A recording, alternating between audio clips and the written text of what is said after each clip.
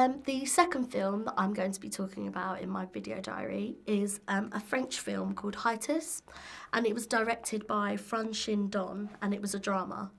I saw this on the Saturday, and it was strange because I've never really seen a French drama before.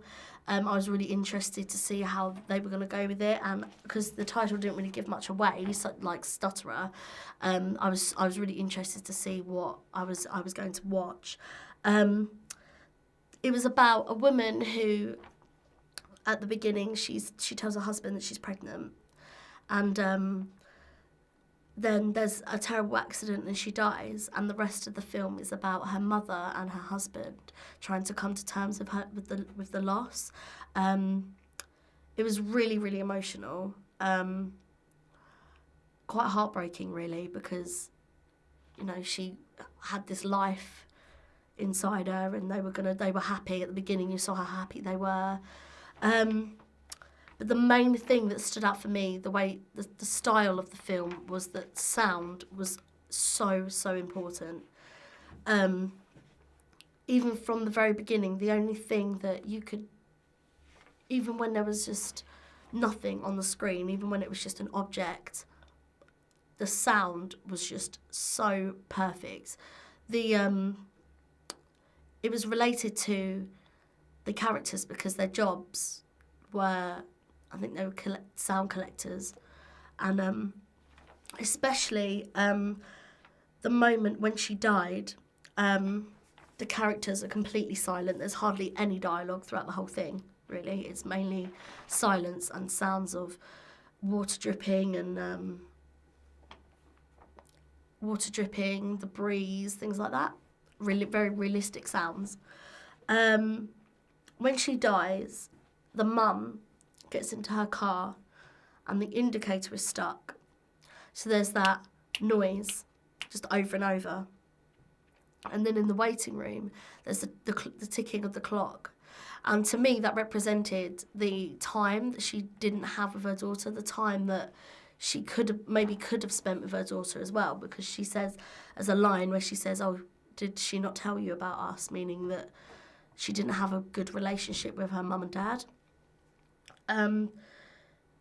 The mother's mind is blank. She can't, when she's in that zone, when she's thinking in time with that rhythm, she can't hear, she can't think, and nothing can trigger her out of that. The only thing that can trigger her out of that is when the husband speaks to her.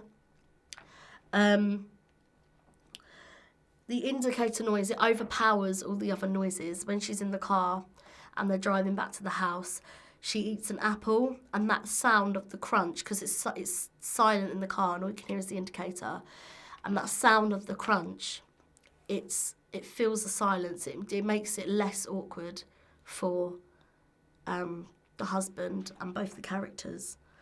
It's almost like they're in their own world, really, after she's died. This loss, this grieving that they're going through, they're just stuck in this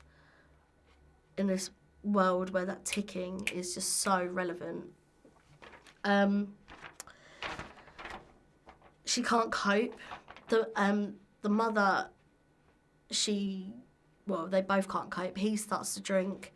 She starts living with him to just comfort him. And it was very strange because there was this scene where he opened the fridge and you couldn't see anything else but the fridge light shining on him, and he was downing a bottle of vodka. And I thought that scene was so lovely. Well, not lovely, but because when he was downing the vodka, all you could hear was him drinking. That's all you could hear. And it went on for about a minute and a half, just him just drinking this whole bottle of vodka. And it was quite sad because the mother-in-law, obviously, she wanted to help, but she couldn't cope herself. Towards the end of the film, he says to her, "Oh, let's go source some sounds. Let's go do something that me and my wife would have done." So they go out and they record all these natural sounds. There's this whole scene where they're in the lake recording the drips. They're in the forest recording the noise of the leaves of the trees, and they record all these sounds. And the sound is key. They've used it to distract the audience from the silence and the grief.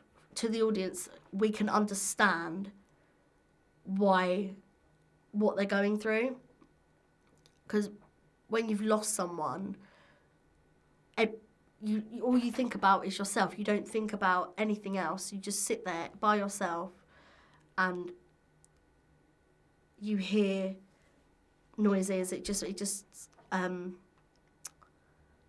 made it more understanding. It was all about acceptance and letting go. They were the main themes, and loneliness was definitely one of the stronger themes. But towards the end, it was quite a bit of a shock, actually, because it was such an emotional film. At the end, the mother-in-law and the husband are drinking, and they start arguing. She starts pushing him, and then they end up having sex.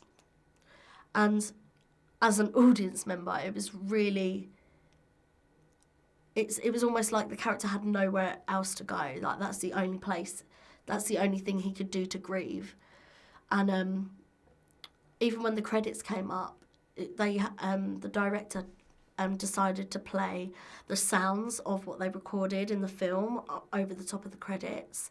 It was very different. It was very interesting, and I would like to see it again. It wasn't one of the best films I saw, but it was definitely on the list, definitely.